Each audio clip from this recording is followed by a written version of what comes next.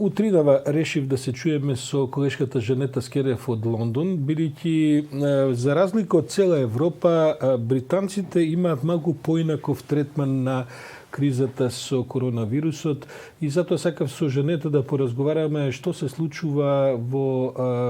Британија и каква е политиката на владата на господинот Борис Џонсон. Жанета, добро утро, мислам дека се слушаме. Добро утро, да, се слушаме. Точно така, британците имаат различен начин на справување со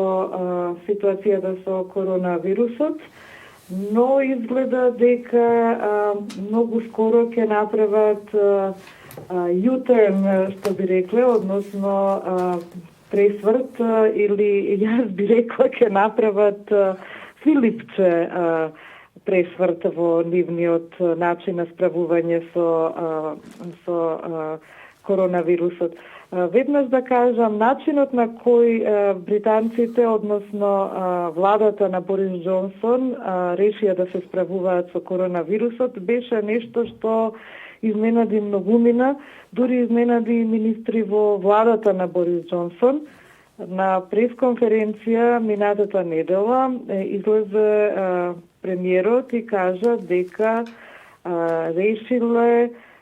да не затвараат ништо, да не ги затвораат ни училиштата, дури и спортските настани, животот да си тече како нормално,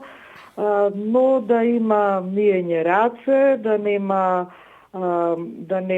само ако некој кашла да се изолира 7 дена, ако кивне некој да се само изолира 7 дена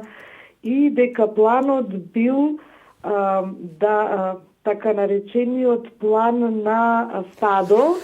односно да се заразат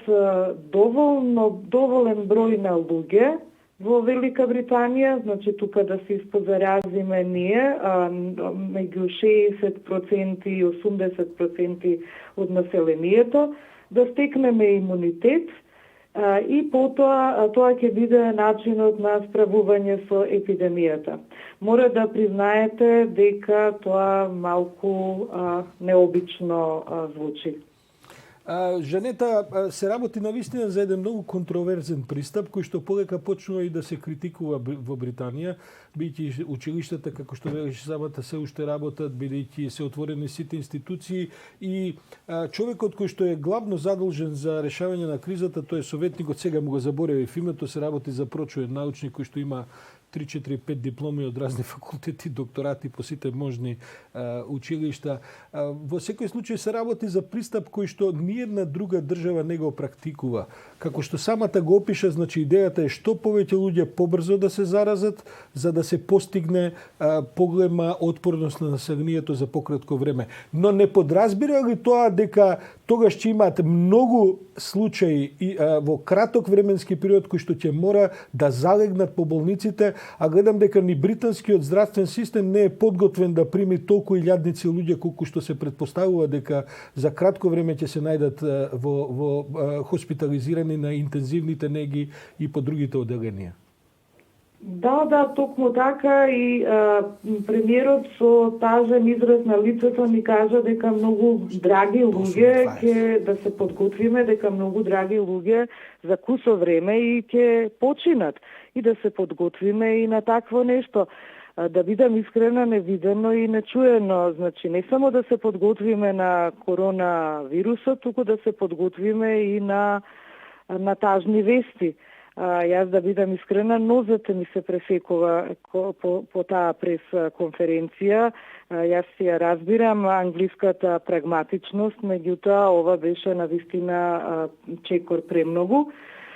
Чекор премногу не само за мене вака приватно, туку чекор премногу и за многумина министри во владата на Борис Џонсон и на многумина други експерти, на кои не им се допадна ваквиот совет кој Доминик Камингс, предпоставувам на него мислеше онај советник на Борис Џонсон и на уште неколку мина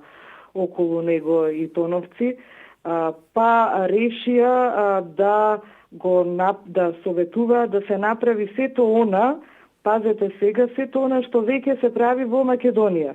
Значи, се бара од Борис Джонсон и од неговата влада да има дневно телевизиски брифинг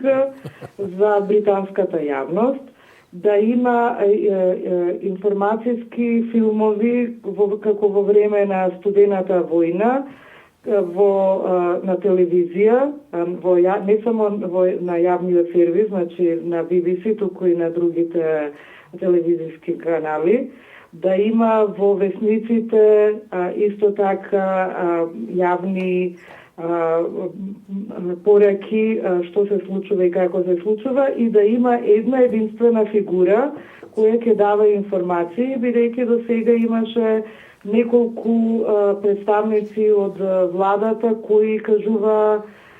слични, а некогаш и различни податоци. Затоа на почетокот кога кажав дека од денеска решава британската влада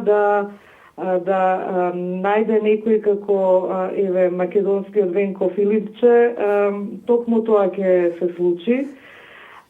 Исто така во план е да се забранат собири, поголеми масовни собири. Се размислува постарите луѓе од 70 години, некаде кон средина на незделата да се донесе одлука да им се ограничи движењето. Жанета, ќе морам тука да ти се заблагодарам.